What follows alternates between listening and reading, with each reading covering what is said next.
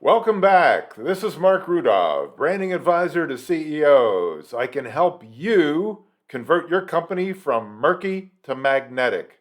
What is murky? It means nobody can figure out what the hell your company does. Or it takes you 5 paragraphs to explain it. No good. You can contact me. Yes, this is another video on politics in business because politics is ruining business. We need to fight back. We need to fight racist gaslighting, and we need to fight it now. I have added another member to our panoramic Marxism family. It's the medical field, healthcare. That's right, there are too many examples now of Marxism in healthcare, especially racism in healthcare, fake racism in healthcare. So let's look at our slide. There it is. You have mainstream media, healthcare, school. School is in the middle because without the school teaching kids to hate themselves because they're white, without that, everything else falls apart. So it's right in the middle. Corporations, government, military, financial services, sports, and big tech. And what are they all advocating simultaneously? Climate change, masks, gun control, melanin, and gonads. First up, we're going to talk about the University of Pittsburgh, my alma mater, has a huge medical school not too far from here. Last year, Dr. Norman Wang, who is a faculty member at Pitt's School of Medicine and a doctor with the University of Pittsburgh Physicians, he was removed from his position as director of UPMC's Clinical Cardiac Electrophysiology Fellowship Program last August. Why? Because he published an article that was noticed by other cardiologists on Twitter. And what was this article about? A peer-reviewed article with data. Dr. Wang's article traced the history of the use of race and ethnicity relative to admission into medical school residency programs and fellowships. Wang said that the use of racial preference in bringing minorities into medical schools can put them at a disadvantage in the long term, and he concluded that it hasn't worked to diversify the medical professional. Oh no, oh no, no, oh no, no, you can't say that. Oh no, no, no, no, you cannot say that. You cannot say that. See, what he's really implying here is that when you bring minorities into the medical profession who don't have the qualifications to be there, purely because of their racial backgrounds, then they're not qualified and they damage everybody. That's essentially his thesis, and he had data to back it up. But you can't say that anymore. So they fired him. And now he's suing. He's suing. He's fighting the racist tyranny. He's fighting the racist gaslighting. Do you know what gaslighting is? Gaslighting comes from a 1944 movie called Gaslight, in which a husband used gaslights in the home. He turned them up, he turned them down. He wanted to drive his wife insane and convince her that she was nuts. Well, politicians and now corporations and schools and sports teams and the government and the military and big tech and mainstream media and your banks and your Merrill Lynches, they're all calling us racists. And if they do it often enough, a lot of us are going to believe that we are racists when we're not. That's what gaslighting is. That's what they're doing to us. And a lot of people are fighting back, like Dr. Wang. But let's not stop there. A friend of mine is a neurologist. He alerted me to this one. There's a conference going on this week. It's virtual. The American Academy of Neurology, AAN. He pointed out to me one particular session, and here it is. You can see the yellow marker around it. Neuroscience in the Clinic, Neurobiological Consequences of Racism on Health Outcomes. They are literally finding racism everywhere. everywhere. Okay, let's move on. Racism at Harvard Medical School. 2 Boston doctors call for discrimination against white patients to comprehensively confront structural racism by enlisting the tools of critical race theory. And here you have Dr. Michelle Morse and Dr. Bram Wispelwey. I think that's how you pronounce it. Wispelwey, I'm not sure. But these 2 doctors are advocating that black patients be treated better than white patients because white patients have had enough good treatment over the years. So it comes to when patients are seen, how much they have to pay, etc. But they're openly advocating for racism here. Yes, if you're against whites, you are a racist. Being against anybody because of his skin color is racism, regardless of that skin color. Remember Dr. Martin Luther King? He told us not to do that. Well, now, if you want to be colorblind, you're a racist. Let's move on. A medical student at the University of Virginia Medical School was at a lecture at the school, and the topic was microaggressions. Well, he didn't really agree with what the presenter was saying. He asked a few questions about it, which you're not allowed to do, and he was kicked out of school and banned from campus. He is now suing. The judge is now allowing that case to go through. This is what people have to do. They have to fight back. Here is the illustrious Pete Buttigieg, who is the Secretary of Transportation. Mind you, he has absolutely no qualifications to be there, except that he's gay. He has none. I assume he's taken a bus, maybe he's ridden on a train or a plane, but that's it. He has no qualifications, but he's the Secretary of Transportation. And what did he say a few days ago? There's racism physically built into some of our highways.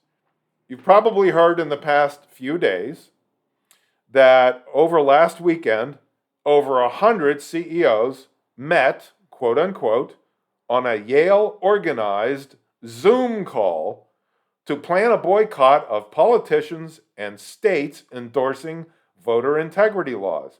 Now, I've spoken a little bit about this before, but this is the first time that they've met on a Zoom call, and that call was arranged by a prestigious university, Yale. Oh yes, Yale's the school that doesn't allow Asians in because it favors blacks. You see how the race card is being played almost everywhere? This is important to understand. In addition to Yale, so you now have corporations and universities working together.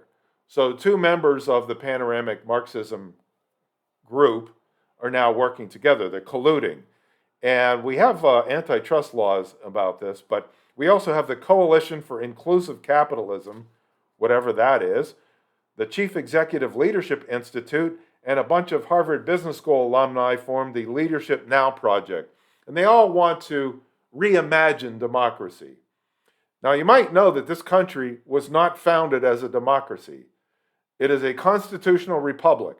It's run by the states. You see, the states created Washington, D.C. Washington, D.C. did not create the states. But now they want to make Washington, D.C. a state, and they want to control the whole country centrally. That's a democracy. That's mob rule. That's not the way this country was designed, but that's what these people want to do. You have to ask yourself, why are these CEOs doing it? And I have spoken about this before. Now, you see on this slide, there's a CEO who has painted himself into a corner. He's a member of the World Economic Forum. In his company, he has demanded CRT training. That's critical race theory, which I call hypocritical race tyranny. He also has the DE&I initiative, that's Diversity, Equity, and Inclusion initiative. He's trying to improve his company's ESG score, and of course, he has shoveled out millions of dollars to Black Lives Matter, a fraud organization. So having done all of that, he's now boxed into a corner here, painted into a corner where he has to object to these voter integrity laws, like the one in Georgia, like the one in Texas, And the last count, there are about 350 of them in various metropolitan areas around the United States. It's a big movement, and they're speaking out against it, and they're becoming very active in politics. The guy who organized it is Jeffrey Sonnenfeld. He's the Senior Associate Dean for Leadership Studies and the Lester Crown Professor in the Practice of Management. And this is what he told the Washington Post, that corporations will not be cowed into staying out of politics. I didn't know that corporations were supposed to be involved in politics, but they are. So of these more than 100 organization CEOs who were there, we're talking about major airlines, of course, American Airlines, United Airlines, retailers, AMC Theater, and one FL owner, the owner of the Atlanta team, talked about potential ways to show they oppose the legislation, including by halting donations to politicians who support the bills and even delaying investments in states that pass the restrictive measures. So they are inserting themselves into politics in a big way, and they want to take over the country. This is not what our founders envisioned. When they did found this country, there were no corporations, so they couldn't have seen this coming. But it's happening. And here's something funny. I pointed out in the past, Delta Airlines, headquartered in Atlanta, is of course on board with this and was responsible for the original talk about boycotting Georgia.